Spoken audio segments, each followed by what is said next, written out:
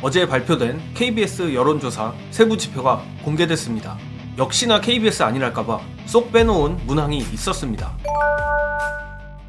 지역구 후보 투표 정당에 조국 신당까지 넣어서 장난질을 쳤던 어제자 KBS 여론조사 세부 지표가 떴습니다. 예상대로 약간의 보수 과표집은 있었는데 그것보다 더 중요한 건 KBS가 말하지 않은 부분입니다. 이번 총선을 어떤 총선으로 규정하느냐에 대한 질문에 정부 견제론이 정부 지원론을 오차범위 바깥으로 앞섰습니다. 심지어 이를 중도로 확대해보면 그 격차가 무려 24%나 차이가 납니다. 누가 땡윤 방송국 KBS 아니랄까봐 표본수가 3,000명이나 돼 장난질을 치긴 애매하니 불리한 내용은 아예 방송에서 말을 안 해버리는 작전을 쓰는 것 같습니다. 또한 지역구 후보 투표정당 문항을 봐도 중도에선 민주당 35%, 국민의힘 27%로 오차범위 바깥의 수치가 나왔고 큰 수치는 아니지만 지역구를 내지 않을 것으로 보이는 조국신당까지 합치면 범민주와 국민의힘 간 차이는 중도에서 10%까지 벌어집니다. 게다가 총선 결과 예상도 역시 중도에서는 국민의힘 과반 28%, 민주당 과반 38%로 오차범위를 벗어난 수치가 나왔습니다. 최근 한겨레 성한용 같은 사람들은 국민의힘이 확정적으로 과반을 먹네 어쩌네 하는 헛소리들로 호들갑을 떨고 있지만 여론조사 세부 지표를 아무리 봐도 중도층의 윤석열에 대한 증오심은 단 한 번도 변하지 않았습니다. 미치도록 증오하냐, 겁나 증오하냐 정도의 차이인데 다만 최근 안 좋은 여론조사 지표는 분명한 이유가 있습니다.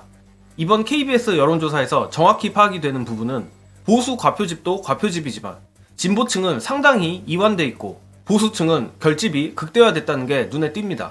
이는 연일 민주당의 공천 잡음만을 집중적으로 보도하는 언론 탓이 큰데 보수층은 국민의힘의 공천에 대해 잘하고 있다가 70%에 달하지만 진보층은 민주당의 공천에 대해 잘하고 있다가 49%밖에 안 되며 못하고 있다가 41%나 됩니다.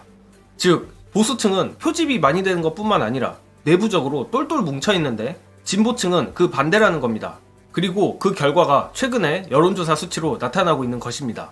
여기에 또 한 가지 이유가 더 있는데 관련해서 진보 결집보다 보수 결집이 여론조사상에서 유독 더 강하게 나타날 수밖에 없는 이유 보시고 이어가겠습니다. 2016년하고 한번 비교해 볼게요. 2016년에 민주당이 125석인가 얻었습니다. 근데 거기에서 호남 20석이 빠졌어요. 자, 지금 호남이 안철수당이라든가 또는 개혁신당이 열심히 하던 민주당 의석수를 20석을 갖고 갈 수 있을까요? 못 갖고 갑니다. 그러면은 최소한 그 당시하고 비교하면은 민주당이 20석은 더 얻을 수 있다라는 계산이 나오는 거예요. 근데 이 부분은 그냥 저의 희망사항이 아니라 선거의 유불리의 문제가 아니라 한국 사회의 유권자 지형과 구조가 이미 그렇게 바뀌었어요. 여기서 무슨 차이가 존재하냐면요. 지지하는 인구가 국민의힘 지지하는 사람이 1,000만 명, 민주당 지지하는 사람이 1,000만 명이잖아요. 근데 분포가 차이가 있어요. 국민의힘은 영남에서 7대3, 8대2 인구가 많은 곳에서 이깁니다. 민주당은 수도권에서 51대49로 이겨요. 그게 무슨 이야기인지 아시겠죠? 그죠? 지역적 차원의 인구 분표와 전략적 투표가 이루어지기 때문에 생각보다 민주당은 나쁜 밭이 아닌 거예요. 그런 측면에서 저는 물론 민주당이 지금 이 공천 국면을 잘못해서 지지도가 빠지고 있습니다만 근본적인 지형이 나쁘지 않다.